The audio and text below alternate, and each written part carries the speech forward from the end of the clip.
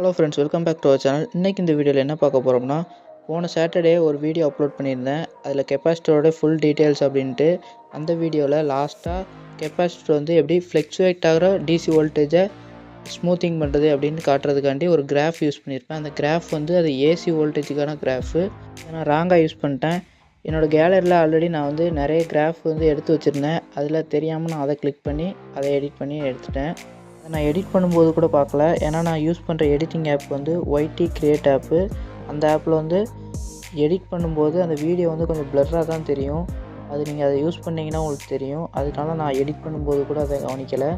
ஃபைனலாக அந்த video upload பண்ணிட்டேன். அதை அப்லோட் பண்ணதுக்கப்புறம் ஒருத்தர் கமெண்ட் பண்ணியிருந்தார். அந்த வீடியோ கேட்டவர் வந்து கமெண்ட் பண்ணியிருந்தார், சைன் வேவ் கிராஃப் வந்து டிசி வோல்டேஜுக்கு வருமா அப்படின்னு கமெண்ட் பண்ணியிருந்தார். நான் அந்த கமெண்ட்டை கூட சரியாக கவனிக்கலை.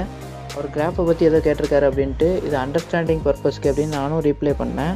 எனக்கு நாளைக்கு செமஸ்டர் எக்ஸாம் இருக்கிறதுனால நான் அதுக்கு படிச்சுட்டு இருந்தேன். நெட்லாம் ஆஃப் பண்ணிட்டு மொபைல் ஒரு வாரமாக வச்சுட்டு, அப்புறம் கொஞ்சம் நேரம் கழிச்சு மொபைல் எடுத்து பார்க்கும்போது இன்னொருத்தர் கமெண்ட் பண்ணியிருந்தார், ப்ரோ இதில் இருக்க கிராஃப் தப்பு அப்படின்னு கமெண்ட் பண்ணியிருந்தார்.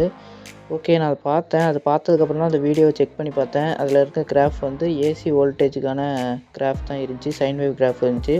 அப்புறம் தான் புரிஞ்சு பிகினர்ஸ் இதை பார்த்து தப்பாக அண்டர்ஸ்டாண்ட் பண்ணிக்கிடுவாங்கன்ட்டு. இந்த வீடியோ கீழே கமெண்ட் பண்ணியிருந்த 2 பேருக்குமே ரொம்ப தேங்க்ஸு.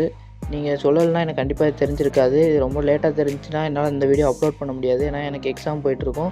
இப்போ நீங்கள் இந்த வீடியோ பார்த்துட்டு இருக்கையில கூட நான் எக்ஸாம் எழுத போயிடுவேன். Thanks friends. இதோட ஒரிஜினல் கிராஃபை இதுக்கடுத்து நான் ஆட் பண்ணுறேன். அதில் சிம்பிளாக எக்ஸ்பிளைன் பண்ணியிருந்தேன். இப்போ உங்களுக்கு ஸ்க்ரீனில் தெரியுத கிராஃப் இமேஜை பார்த்தாலே கிளியராக புரியும். ஸ்டார்டிங்கில் அந்த ஃப்ரீக்வெண்ட்டாக வந்த வோல்டேஜ் வந்து அந்த டாட்டர் லைன் மாதிரி இருக்கும். அதில் நம்ம ஒரு கெப்பாசிட்டர் ஆட் பண்ணும்போது இந்த voltage up and down move ஆகிட்டே இருக்குது. அப்பில் இருக்கும்போது கெப்பாசிட்டர் சார்ஜ் ஆகி டவுனில் போகும்போது டிஸ்சார்ஜ் ஆகும். அந்த டவுன் கேப்பை வந்து ஃபில் பண்ணிடும் கெப்பாசிட்டரில் இருக்க வோல்டேஜ். திருப்பியும் அப்பில் வரும்போது கெப்பாசிட்டர் சார்ஜ் ஆகி அடுத்து டவுன் ஆகும்போது கெப்பாசிட்டரில் இருக்க வோல்டேஜ் வந்து டிஸ்சார்ஜ் ஆகி அதை கேப்பை ஃபில் பண்ணிடும். இதே ப்ராசஸ் கண்டினியூஸாக நடந்து நமக்கு வோல்டேஜ் ஸ்மூத்திங் ஆகுது. அதனால் நமக்கு ஃப்ளெக்சுவேட் ஆகிற வோல்டேஜ் ஸ்மூத்தாக வருது.